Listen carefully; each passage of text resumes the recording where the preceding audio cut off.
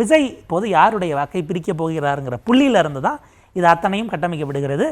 எனக்கு என்கிட்ட அப்படி ஒரு கேள்வி நேரடியாக கேட்டால், வாக்கு யாரிடமெல்லாம் இருக்கிறதோ எல்லாரிடமிருந்தும் விஜய் பிரிக்கிறார் அப்படிங்கிறது நம்ம பார்த்துக்கலாம். அலை, சுனாமி இதெல்லாம் நேற்றுலேருந்து பதிவான நாள்லேருந்து எல்லாம் போயிட்டுருக்கிறது. இந்த தேர்தலில் அலைங்கிறது இருப்பதாக தெரியவில்லை, சுனாமிங்கிறதும் இருக்கிறதா தெரியல. வெறும் எண்ணிக்கையை வச்சு தான் அதை திரும்ப திரும்ப சொல்கிறாங்க. இதில் என்னென்னா 2 விஷயம் அப்படி அந்த கட்டமைப்பிற்கு துணை போனது. ஒன்று எஸ்ஐஆர், இரண்டாவது சோஷியல் மீடியாவில் தாவேக்காக இருக்கக்கூடிய அந்த கட்டமைப்பு, அந்த இன்ஃப்ராஸ்ட்ரக்சர் மெஷினரி கீனாக ஒர்க் பண்ணியிருக்கு. ஒரு விஷயம், வெளிநாடுகளிலிருந்து வாக்களிப்பதற்காக டிக்கெட்டெல்லாம் போட்டு 3 மடங்கு அதிக கட்டணம் கொடுத்து அப்படின்னு ஒரு விஷயம் பரப்பப்பட்டது. அது இல்லை அப்படின்னு இன்றைக்கி தரவுகளோட சில விஷயங்கள் தொகுதி வாரியிலாக பட்டியலாகவே வெளிவந்திருக்கிறது. டைம்ஸ் ஆஃப் இந்தியாவில் அது இன்றைக்கி ஆர்டிக்கலாகவும் ரிலீஸ் ஆகிருக்கு. கல்ஃபிலிருந்து வரக்கூடியவர்கள், குறிப்பாக மத்திய கிழக்கு நாடுகளிலிருந்து, மலேசியா, சிங்கப்பூர்லேருந்து அங்கே பணியாற்றக்கூடியவர்கள், இன்றைக்கி அவங்களுடைய டேட்டா நம்மகிட்ட கீனாக இருக்கிறதுக்கு காரணம் தமிழ்நாட்டில் வெளிநாடு வார் தமிழர்களுக்கான ஒரு துறை கொண்டு வரப்பட்டது கடந்த ஆட்சியில். அதில் கொண்டு வராங்க. இதில் அவங்க 6 தொகுதிகளை எடுத்து அலசுகிறாங்க டைம்ஸ் ஆஃப் இந்தியாவில். என்னுடைய செய்தியாளர்கள் தீபக் கார்த்திக்கும் ஆண்டனி ஃபெர்னாண்டாவும்.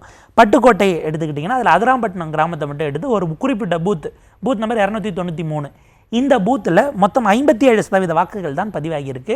மீதி எல்லோரும் பணி அலுவலர்களாக வெளிநாடுகளில் இருக்கிறவர்கள், யுஏஇயோ இல்லை மற்ற கல்ஃப் கண்ட்ரிஸோன்னு. இதே போல் தஞ்சாவூர், அறந்தாங்கி, மயிலாடுதுறை, திருமயம், பாபநாசம் மாவட்டத்தினுடைய சராசரியை விட அந்த தொகுதியினுடைய சராசரி குறைவாக இருக்கிறது அப்படின்னு ஒரு பாயிண்ட் வைக்கிறாங்க. அப்போ இங்கே ஒரு அலை இருக்குது, சுனாமி இருக்குது. இதுவுமே வந்து பார்த்திங்கன்னா ஒரு திட்டமிட்டப்பட்டு ஊதி பெரிதாக்கப்பட்ட தோற்றப்பிழையான ஒரு பாயிண்ட் இருக்குது. தனக்கு சாதகமாக வருவது தான் எல்லா கட்சிகளும் எடுத்துப்பாங்க. அத்தனை முனையிலும் நீங்கள் போய் கேட்டிங்கன்னா நாங்கள் தான் ஆட்சி அமைக்கிறோம், 234 போட்டியிடாதவங்க எங்கள் ஆதரவு இல்லாமல், தயவு இல்லாமல் யாரும் ஜெயிக்க முடியாது அப்படிங்கிற இடத்துக்கு போவாங்க. இப்போ இந்த தோற்றப்பிழையை அவங்க இந்த இருக்கக்கூடிய மே 4ஆம் தேதி வரைக்கும் நாங்கள் ஆட்சி அமைக்க போவதற்கான ஏன் இந்த 85% எங்களுக்கு சாதகங்கிறதுல எல்லாரும் இதில் கேமாக விளையாடுறாங்க. தாவேக்கா அதில் கான்ஷியஸாக ப்ளே பண்ண இடம் ஆரம்பத்திலிருந்து ஒரு நியோ ஏடிஎம்கேவாக, ஒரு புதிய அதிமுகவாக தன்னை பொருத்தி கொள்வதற்கு அவங்க கேல்குலேட்டடாக மூவ் பண்ணியிருக்கிறாங்கன்னு பார்க்க வேண்டியிருக்கு. அவர் எல்லா விதமான வாக்குகளையும் தான் கட் பண்ணுறாரு, அக்ராஸ் செக்ஷன்ஸ் போகிறார். ஆனால் எவ்வளவு சதவீதம் எங்கேருந்து எடுக்க போகிறார் அப்படிங்கிறத ஒரு சஸ்பென்ஸாகவே வச்சுருக்கார்.